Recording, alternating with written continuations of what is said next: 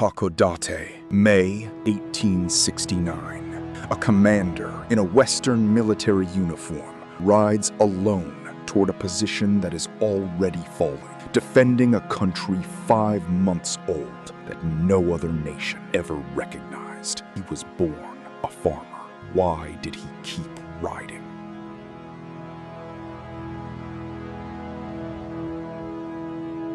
He was born a farmer, selling medicine door to door. He died a general, defending a country 5 months old. Why did the last true samurai come out of a vegetable field? Hijikata Toshizo was born in 1835 in Ishida, a farming village on the Tama Plain west of Edo. He was the youngest of 10 children, and his father died before he was born.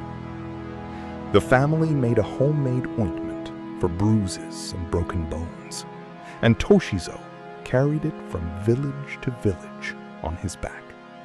A peddler with a wooden box and a local reputation for winning fights. In his 20s, he walked into a small country dojo teaching a rough sword style called Tennen Rishinryu. The man running it was a farmer's son too. His name was Kondo Isami. In the spring of 1863, the shogunate advertised for swordsmen.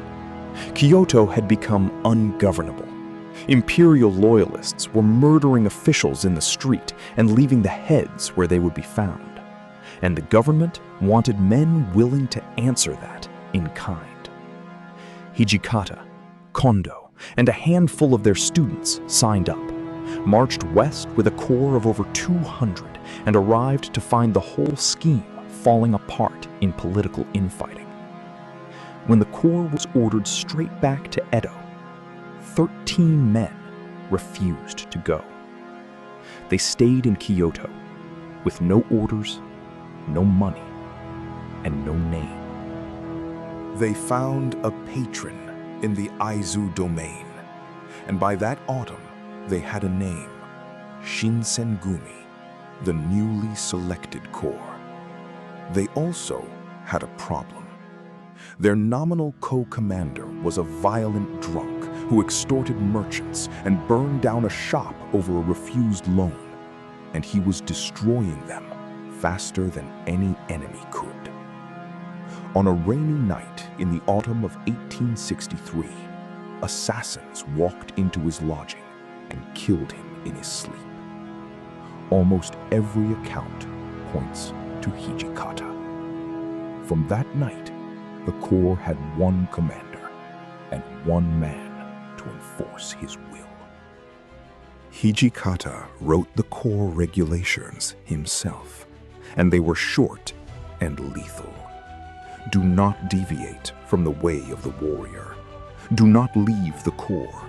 Do not fight private duels. The penalty attached to every clause was the same: seppuku. Over the next 4 years, more Shinsengumi members died by their own hand under those rules than were ever killed by their enemies. Men began calling him the Demon Vice Commander. He had understood something Kondo never did, that a unit of farmers and drifters playing at being samurai would only hold if leaving cost you your life. On a humid night in July 1864, the Shinsengumi raided an inn called the Ikadaya. Inside, loyalist radicals were finalizing a plan to set fire to Kyoto in a high wind and seize the emperor in the confusion. Kondo went through the door with only a handful of men and fought in the dark for close to 2 hours before Hijikata's larger detachment arrived and sealed the building. By morning, the plot was dead. The Shinsengumi were suddenly the most feared police force in Japan, and the Loyalists had learned a name they would never forgive. Success made the corps larger and harder to hold.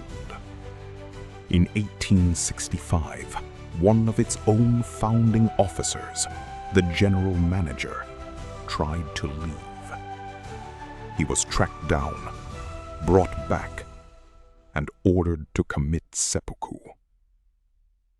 Hijikata refused to make an exception for a man he had trained beside for years.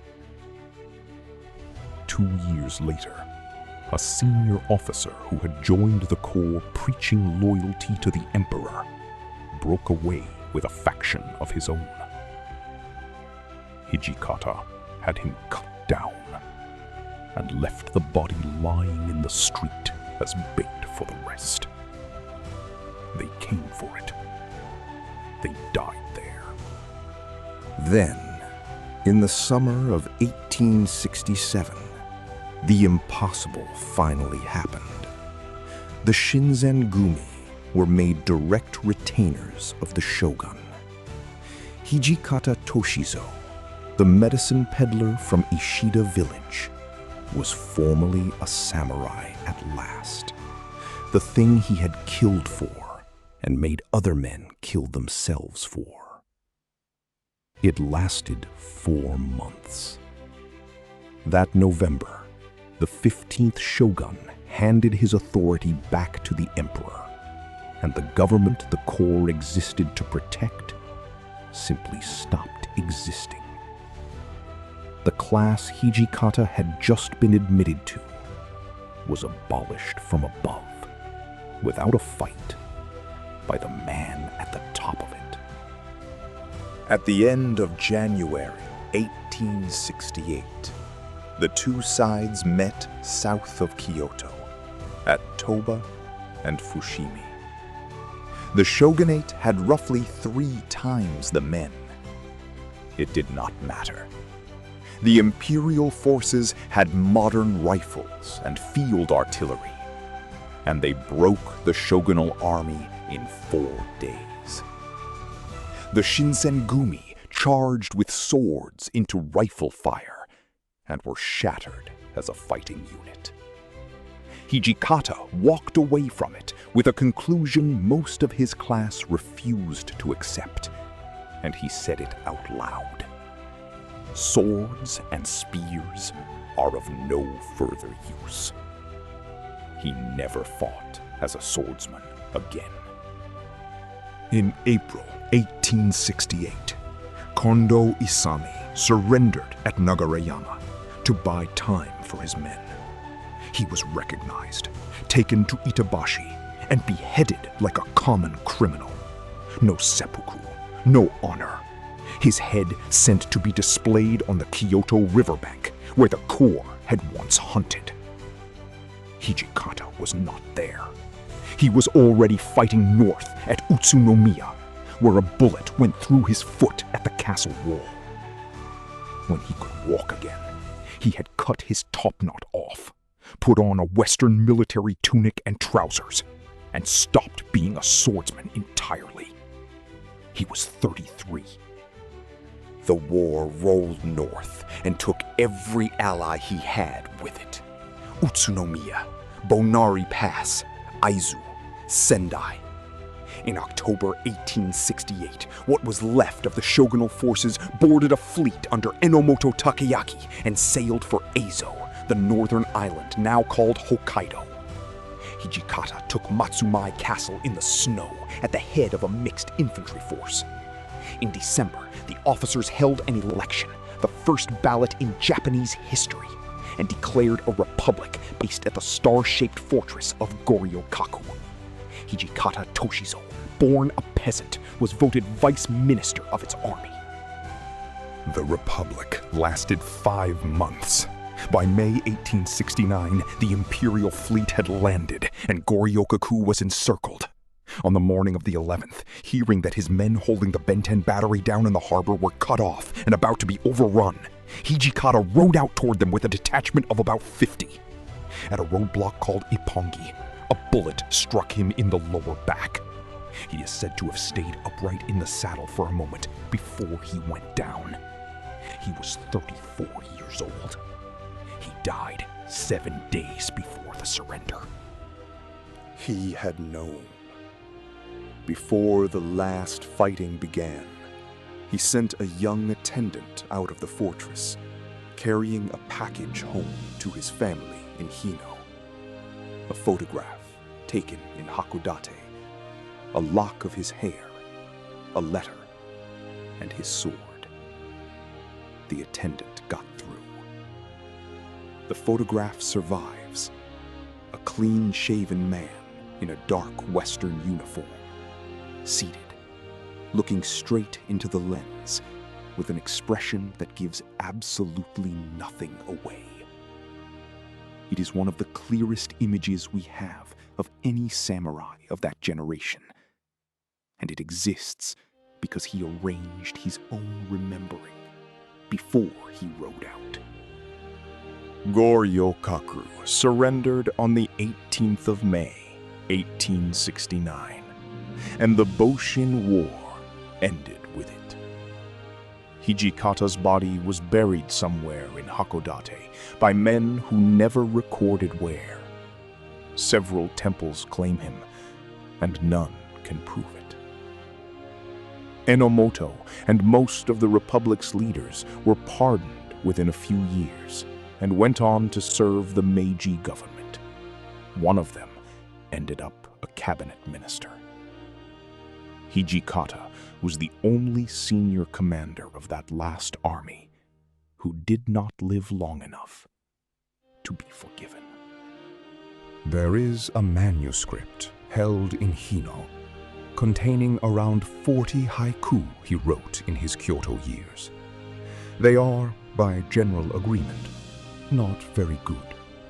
A swordsman's poems, blunt and literal, heavy on plum blossom and drawn blades. He gave the collection a title meaning something close to precious jewels, apparently without irony. His death poem is better. He wrote that though his body might rot on an island in the far north, his spirit would go east and stand guard over his lord. His lord had surrendered long before. He knew that when he wrote it. For most of a century after his death, the Shinsengumi were the villains of the story. Hired blades on the wrong side, thugs of a regime the country was glad to be rid of. What changed that was a novel. In 1964, the historical writer Shiba Ryotaro published a serialized life of Hijikata that recast him as the last man in Japan who actually believed in something. It has never gone out of print. Almost everything since, the films, the television dramas, the manga, the games, descends from that one book. Today, the farmhouse in Hino, where he was born, is a small museum run by his family's descendants, and it still holds the sword he sent home. In Hakodate, a bronze Hijikata stands near the ground where he was shot, and the star fort he died defending is now a public park with cherry trees planted along its ramparts. Every spring, a few hundred people in pale blue haori march through Hino in his memory. Almost none of them are descended from samurai. Neither was he. That is the thing worth holding on to about Hijikata Toshizo. He was not defending a birthright because he never had one. He was a peddler's son who chose a code that had never been offered to him, enforced it more literally than almost anyone born into it ever did, and then followed it past the point where the world it belonged to had ceased to exist. By the end, he was not fighting for the shogun. He was fighting because he had decided who he was, and he would not be talked out of it. 9 centuries before Hakodate, a warrior on the eastern plains conquered 8 provinces, took the title of emperor for himself, and set up a rival court against Kyoto. He held it for 2 months. His severed head is said to have flown out of the capital and back east on its own, and the shrine built to calm it still stands in the middle of modern Tokyo. Taira no Masakado. Hijikata Toshizo was born with no claim at all to the samurai class, and died as the last man in Japan still fighting for it. Subscribe for a new story from Japanese history every day.